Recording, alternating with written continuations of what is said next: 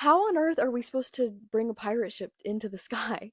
So I just finished volume 24 of One Piece, and I'm in the middle of the Jaya arc, which is, let's see, so I've read chapters 218 through 226, and we're already just diving into the next adventure. I love it. So first, we left off with Robin suddenly joining the crew out of nowhere, and we find out a bit about her. She is an archaeologist, and she's been doing this for over 20 years, and basically she was looking for those poneglyphs, the giant blocks with letters, and the one in Alabasta was the very last one. And she said that she's hunting for, what was it, the true history, which is very interesting. The king seemed to maybe piece some of that together when she told him, but it we never find out anything more. But basically, the one in Alabasta was the very, very last one, and she had no more leads, and she basically was just gonna give up. She didn't want to live, she didn't want to go crew to crew anymore, she just wanted to end things there. And naturally, Luffy was there. She actually gave Luffy the antidote as well for Croc's poison, and Luffy was not going to just let her stay there. So basically, she says that since Luffy saved her and forced her to live, she is going to join their crew. And I'm super excited about this because Nami needs another girl on board, and she's very, very, number one, intellectual, she's very smart, and she's very powerful. Her devil fruit ability is really, really cool. So I'm stoked that we are getting a person of this caliber on the crew. They need it. So basically, they are sailing along, and then all of a sudden, the log pose just points directly up. And Nami thinks that it's broken, but Robin says that it's impossible for them to break, that it probably means that there's a sky island, and everyone is like, their minds are blown because it's, how do you get to a sky island? So they are kind of talking about this and discussing it when all of a sudden this gigantic galleon-sized pirate ship just dumps on them from the sky. It's crazy.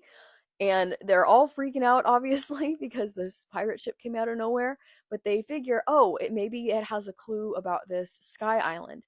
So Luffy, Sanji, and Zoro go diving down to try to salvage the ship, when another pirate ship, a very big one, pops up and intends to salvage this ship as well. And the guy, I believe his name is Masira, if that's how you say it, he is this like monkey man pirate, and he doesn't realize that part of the crew is down there already, and they think it's just like sea monsters that keep beating up his crew when it's Luffy, Zoro, and Sanji. So he gets down there and sees the three, and obviously is ticked because it's his territory. So while they're fighting, this whole ship and the four of them get eaten by this gigantic sea turtle creature. So now everyone on both ships is panicking because there's this giant sea turtle. So they're trying to figure out how to free them when it gets really, really dark, and like this storm comes up, and then there's these massive, like shadowy silhouette figures that appear, and you can't really make them out, but they're as big as mountains, if not bigger. So everyone's freaking out, but they manage to get away, but they have no idea what those things were or what their purpose was. I am so curious. I'm like, please turn around and go back. I know that we'll probably find out, but I just love stuff like that. I'm like, oh my gosh, okay, I want to find out more about these gigantic shadowy creatures. In my opinion, I believe that this island is invisible. That's my theory, that it's invisible and it's under some sort of magic spell or protection or curse even, and just no pirate can see it. So I don't know if they have to obtain something or acquire somebody that can make the island appear. And then I don't know if, again, maybe there's like a geyser or something that can help float the ship up to the top. I have no idea, but I do feel like the island is there. It's just hidden from view, and only maybe a select number of people can actually get to it. Robin stole a permanent log pose from the other ship, which leads to Jaya Island, which is where they are now. They get there to a place called Mocktown, which is basically just this pirate town. There's people drinking, fighting, cheating, playing cards. Basically, it's like a lawless land for pirates. So Nami goes with Luffy and Zoro because she doesn't want them getting in trouble while they try to find out information about this Sky Island. And they end up running into Bellamy, this really, really bad pirate, and his crew in a tavern. And Bellamy wants to check them out because Luffy's got a bounty on his head, which is quite big. So they end up fighting, and Luffy and Zoro don't fight back. Luffy commands Zoro not to fight, and Bellamy roughs them up pretty badly. And Nami asks, "Well, what do you know about the Sky Island?" And everyone starts like busting out in laughter.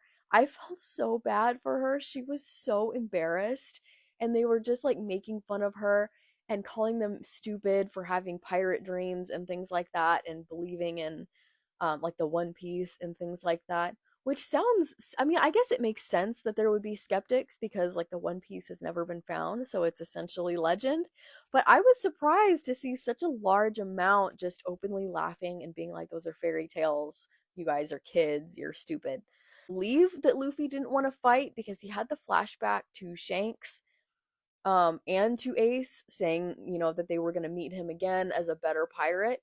So I don't know if Luffy either didn't want to fight them because he didn't feel like he was powerful enough, but I don't feel like that's it because I feel like Luffy genuinely, it doesn't matter. Like he's just gonna fight to win no matter what. I feel like he didn't want to stoop to these pirates level. Like if he gave in and fought them, it would be giving them what they want. And again, Luffy's got this intrinsic knowing about doing the right or wrong thing. So sure enough, they leave. Nami's still upset and embarrassed, obviously. And a pirate that he and Luffy were kind of fighting with before about food was out asking why Nami was upset because she won the fight, and that there was in fact something called a Sky Island, and that pirate dreams aren't dead. So this was a very interesting interaction, and it was quite short, but they basically find out that there's a pirate like outcast who very much still believes in the pirate dreams, but he's on like the furthest point of Jaya Island. So they are on their way to go see him to see if he has any info, and on their way, they run into another monkey guy who was Masira's brother. And this guy's even more powerful. He wants to take Crocodile's spot. And he becomes very, very upset when he finds out that Luffy clobbered his brother. He insists that he's a human, even though he's literally a monkey. So I'm like, what did he eat? Like the monkey fruit? Which makes me laugh because I'm just confused still on these fruits. I'm keeping track. I have my notebook. I'm keeping track of what everyone says their devil fruit power is. Um, but yes, there's. I'm just curious. I'm like, can people just turn into animals? I mean, Chopper ate the human fruit. Very curious about these fruits. I would love to find out something about them soon. But yes, that's where I'm at. Next update, I will have finished Jaya unless something crazy happens. I know you guys said that this first one is kind of lame until you get to Skypiea, so, but I'm keeping track of my notes. I'm not going to be afraid to post long videos anymore because I know you guys love them and I so appreciate it. So yes, I will catch you in the next update. You guys didn't tell me there were gonna be bugs. Okay, so I truly meant to finish Jaya, but you guys are right. There's way too much info in here, and I'm taking look. Okay, I have my notes. I've been taking notes. I was not expecting the bugs. Not just regular bugs, but there's like hordes of bugs, and they're gigantic bugs. I hate bugs. I do not like bugs. Spiders, especially. There are all kinds in here, but I guess before we cover the bugs, let's go over what I have found out. So, one of you said in the comments to go back to when Luffy, Zoro, and Sanji were in the ship, diving, and the only thing that really stood out to me was the fact that there was a single feather trapped in a chest. And I thought that was odd because you'd think there would be treasure in the chest, and the only thing that was in there was a lone feather. So we find out about Noland. Noland the Liar is what he's called, and it's like a famous pirate tale. And essentially, he discovered this city of gold. There was gold everywhere, and then he took the king and several soldiers. When they arrived, it was gone, and the king demanded that Noland be executed because he lied. and Nolan didn't lie. He thought that maybe it sunk underneath the sea. And the island that this gold was on was Jaya. So I guess Jaya it's rumored that it's sitting on a bunch of pirate treasure. So the guy that they are meeting with is actually in cahoots with the monkey men. So they're all friends now, which is great. So he also helps the crew get educated about the Sky Island. So it is in fact real. And the turtle event where everything got really, really dark. So it's all indicative of the way to get to the island, and I wasn't far off. So it's not quite a geyser that will shoot the ship up, but it's like an ocean current. So essentially there's like a cavern under the ocean floor, and when the two currents come smashing together, it shoots a stream of water up for like a solid minute. So this island is way up in the sky. So the Go Mary is not prepared for this at all. So they need to reinforce it. And then important part here about the bird, they need a south bird. They need to capture one so that they know which direction to go, so that they can make it to this current on time and get to the right place. So that would explain why there was a random feather in a chest. They probably had a south bird.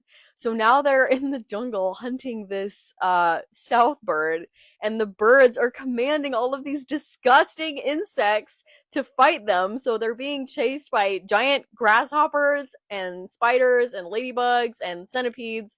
It's disgusting. Luffy's comment to Zoro about Zoro being more directionally challenged than a bird was hilarious. It literally audibly made me laugh out loud. I thought that was so funny.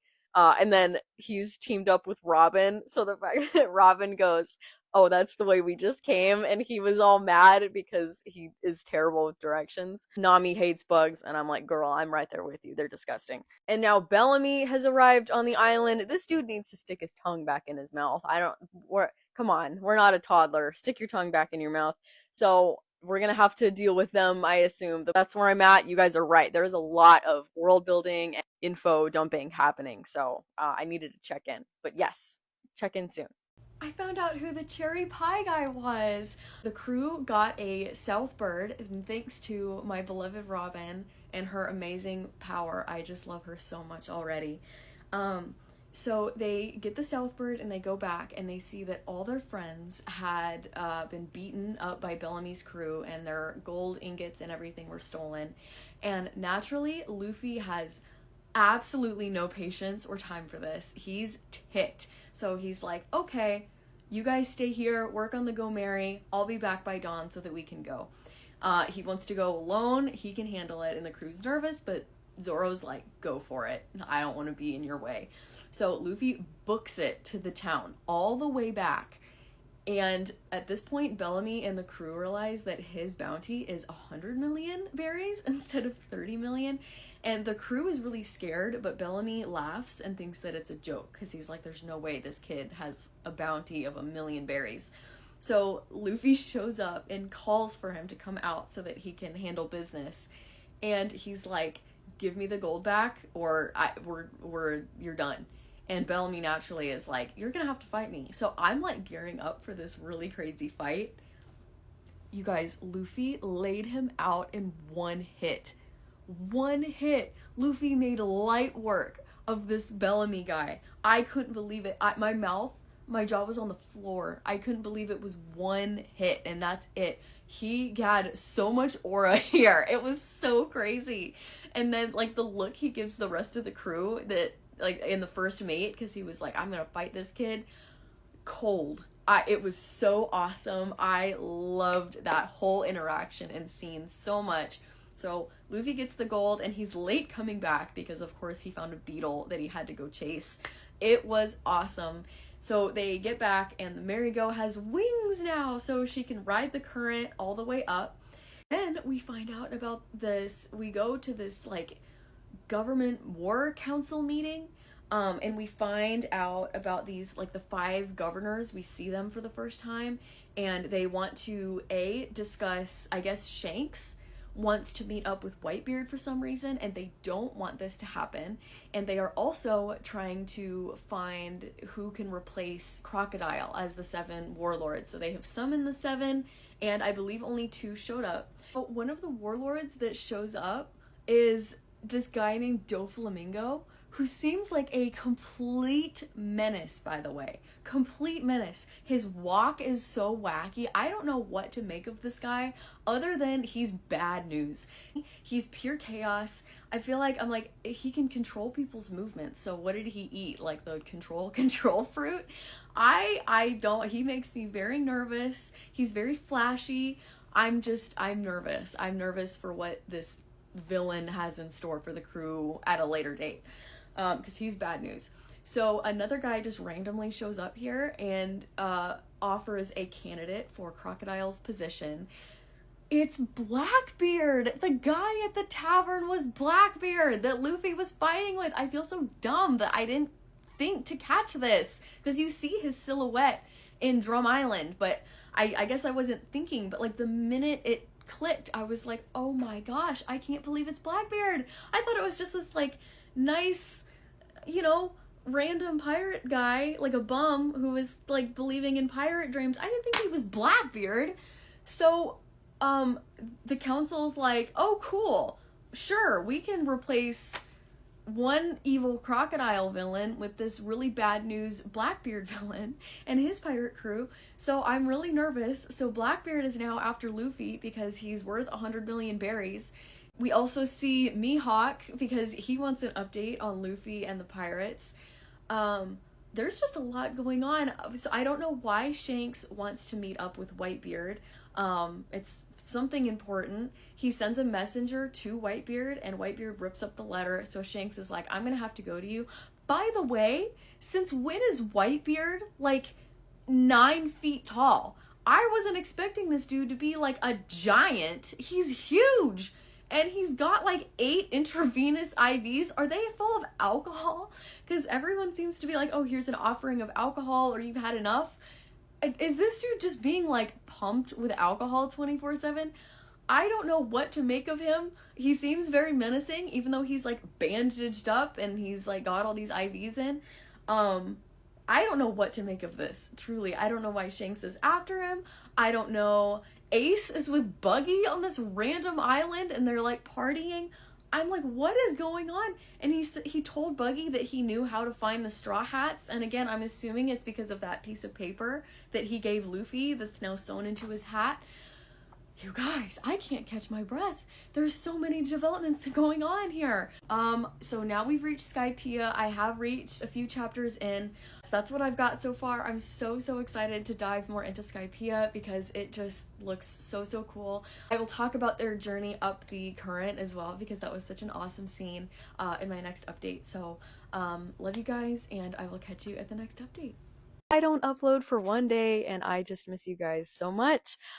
So Skypiea, let's talk about it. I am currently on chapter 255 and this arc has just been so fun. I haven't really wanted to even put it down. This world is just really cool. It's really amazing how much Oda has been able to world build and just suck us into this Sky Island realm. It just feels so different than the blue sea. Obviously, we're in the sky, but it's just crazy how many differences there are.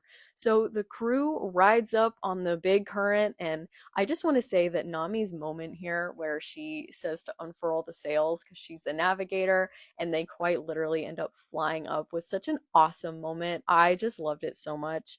So they get to the White Sea, where they meet Ganfor, the Sky Knight, and they get to a place called Heaven's Gate. Um, where this old lady says that it's 1 billion extols per person to enter, and obviously they don't have that kind of cash. So she says, oh, you can go in, but you know, it's at your own risk. They get to Skypiea and a place called Angel Beach, where they meet Conus, her little cloud fox Sue, and her dad, Pagaya, I believe. And they're all really nice, and they get to experience a waiver, which was hilarious because of course Luffy couldn't drive it, and then he ended up sinking also through a cloud sea. I guess he can't swim in any ocean no matter what it's made of, and of course Nami masters it immediately. I loved that whole bit. And we just get a lot about the world here. We learn about dial power, which is so interesting. We learn about the cloud quarry, where clouds are literally mined to build and create things. it's just a really, really cool experience. I'm really interested to see like where Oda found his inspo for this. It's just so creative, and there's just so many things that I wouldn't even think of. Everything's going great until it's not. Nami ends up taking the waiver to this forest, the place of the kami, where it's really, really dangerous, and she witnesses some really scary and powerful individuals. So she runs back to warn the crew, and right as she's running back, this is when the crew gets confronted by the like cloud officials, essentially, the Skypiea police, and they say that they're illegal trespassers because they didn't pay the fine. So the option is to either leave immediately, I think, or they can fix it by paying 10 times the fine. So they would have to pay 70 billion extols, which comes out to 7 million berries. Again, they do not have this kind of cash. So they obviously fight and try to get away. And then this crab thing ends up capturing the ship with Robin, Chopper, Nami, and Zoro on board. And they basically keep them captive. So it's up to Luffy, Usopp, and Sanji to go and rescue them. They're basically taken to the upper yard, which is the domain of the kami, where they have to undergo a trial from one of the vassals of the kami. So they end up fighting this really obnoxious guy and end up prevailing. And meanwhile, Chopper is under attack because Nami, Robin, and Zoro went to explore the forest, and they're at this altar, and they leave Chopper there with the boat, and one of the vassals comes to uh finish off the crew, and he finds Chopper, and Chopper blows the whistle to summon Ganfor, and they end up having this fight, and somehow, even though they were defeated and thrown into the water, they end up surviving somehow. So the crew all ends up, they have just come back together, and they have pieced together that this upper stratum is in fact the missing piece of the island of Jaya. So they have now figured out, they put the two pieces of the map together and find out that it's a skull, so they can go and find the treasure now. So they're all really, really excited. They want to go find the treasure. And I have just met the current kami, Inaru. Yeah, immediate bad vibes from this guy as well. He seems very cocky and arrogant. Does not want these Straw Hat crew members around at all. So that's where I'm at. I know I've left a lot of stuff out. Again, I have my little notes, but I will, again, be uploading a YouTube video that kind of covers all of the details of this arc. I'm so, so excited for it. Chapter 255, that's where I'm at. I will check in soon. If you skipped Skypiea, you better go back and read it right this second, because this arc was peak. It was so good.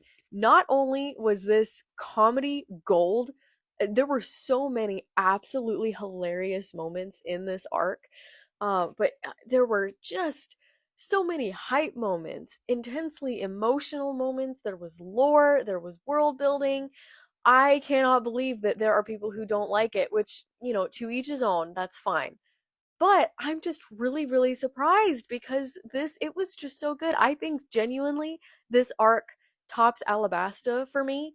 And I wasn't expecting that because I loved Alabasta. But something about this arc just really, really hit me even more so than Alabasta. And it resonated with me so intensely.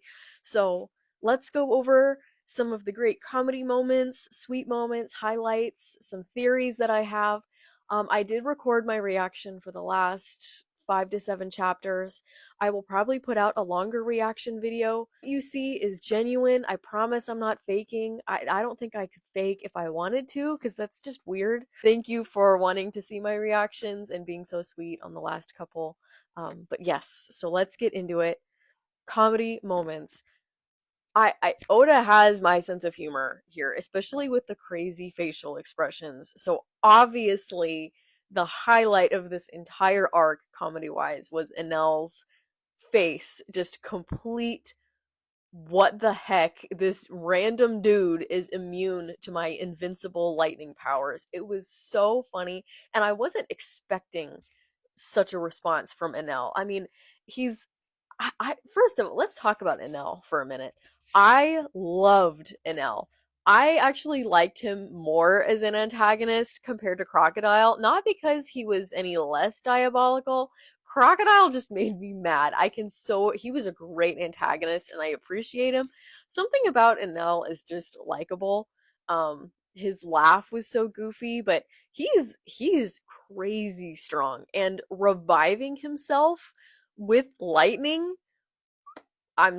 He's got style. I had to give him points there for coolness because that was insane. I could not believe that he revived himself with lightning. It was just so cool. It totally makes sense, but it's not something that I would have thought of. Going back to our comedy moments, the bonfire that they all had when they reunited was so hysterical and funny.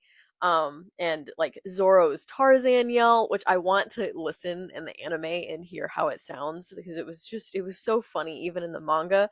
There were Zoro had a lot of comedy moments in here. Like when Usopp was teasing him at the end with the tone dial, and him with the whole thing with him and the South Bird, and the South Bird wanted his food. That was hysterical. I loved those moments. Um, and when he got mad, he was all concerned about Nami. And then when she's like, "Oh, Luffy's in the snake," and he's like, "What? Why is he in the snake? Why is he like this?" There were just so many great moments from Zoro in here with comedy. I was laughing so much throughout this arc. There were some really sweet moments in here, with like Zoro's concern for Chopper and Nami. Again, he's very, very serious and kind of unemotional. So to just see him that worried and concerned over his crewmates, it was a really, really sweet side of him to see and see the concern. Naturally, the concern was not there for Luffy, but just for he knows that those are the more vulnerable members of the crew and he wants to protect them. And I just really, really loved seeing that side of him. If we go to some highlights here, we've got Chopper's fight. I loved Chopper's fight. I loved his whole thing. I hate that he got so roughed up because he's just a little baby and he did so good being brave, and he wanted to not be a burden to his team. It was such a good moment for him. And Luffy, I loved when he saw Nami and Nami was being all scared and he's like, "You're a crew member of the future king of pirates. Stop looking so pathetic." I was like, "Oh damn," like Luffy's not joking around.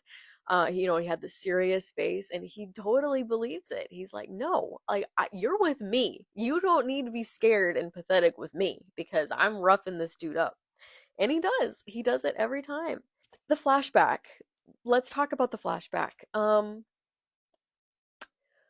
Okay.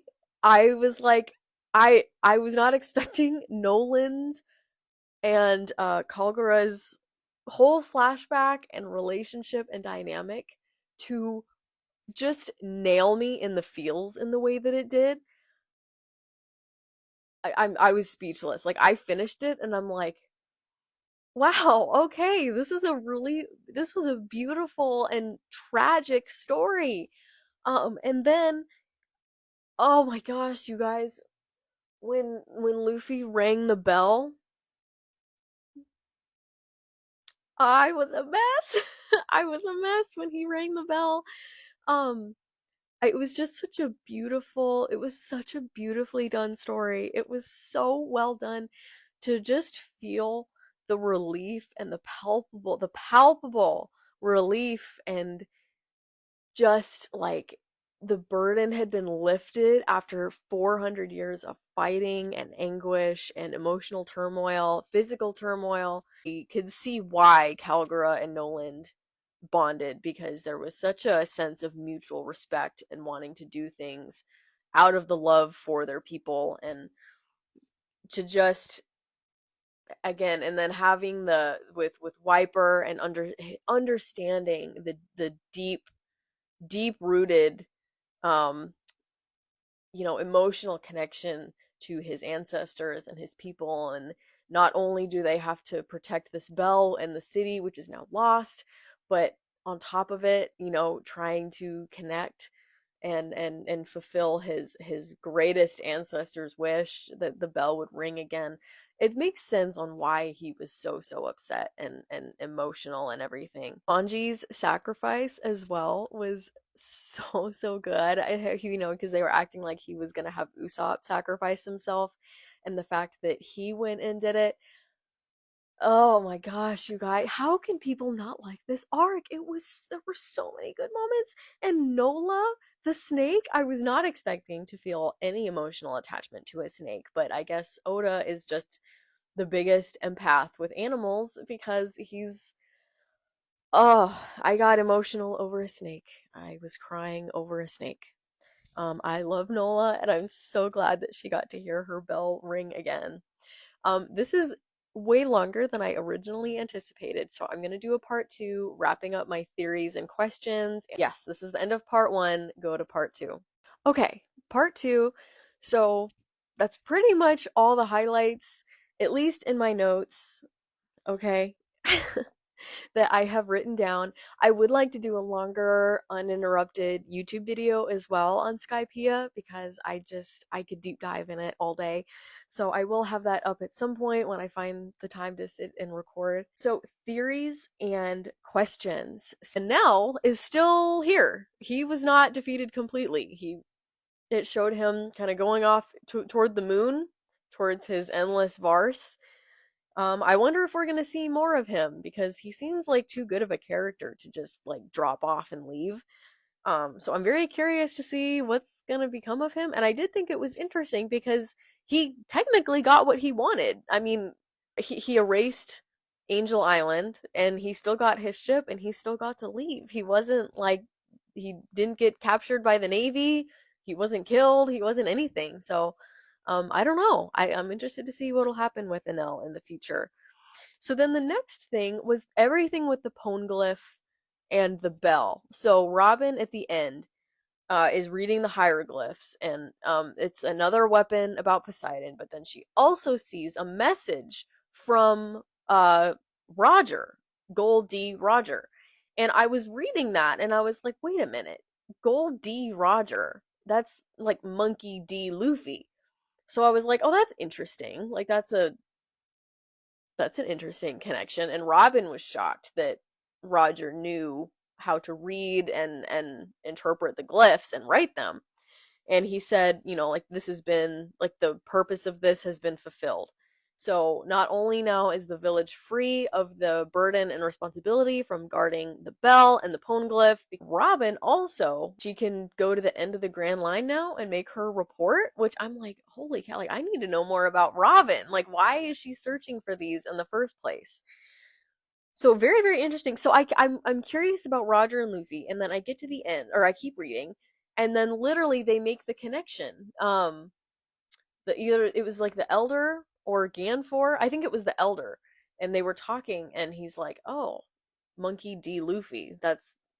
I don't think that's a coincidence, do you?" And he was like, "And Roger was here about 20 years ago, and that young captain reminds me a lot of him." So I was like, okay, so clearly there's some sort of connection here. So I'm like, is Roger Luffy's dad? Is he a descendant of him? I'm very curious to see what becomes of it. I've also really loved the new cover stories following Ace. I just love Ace. I want to see more of him. So it's been funny to see his little cover stories searching for Blackbeard, but I will put in my I will put in some of the highlights of my reactions from the last few chapters. I can't believe I'm on to Water 7 Saga now.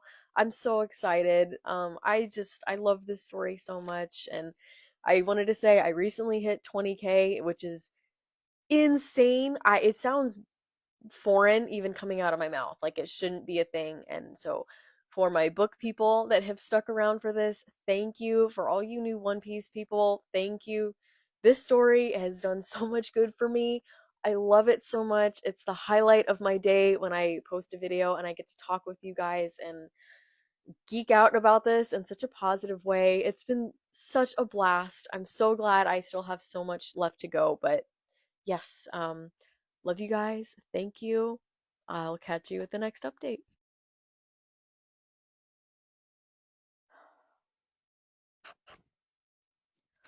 They just rang the bell. I don't, you can't even see. I literally have chills all over. Oh my goodness. I love this story, you guys. I love this story so much.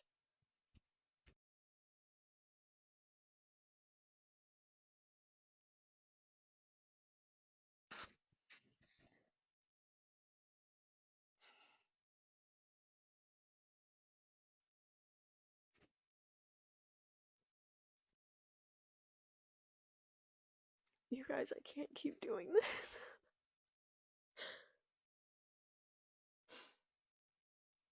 Oh my goodness.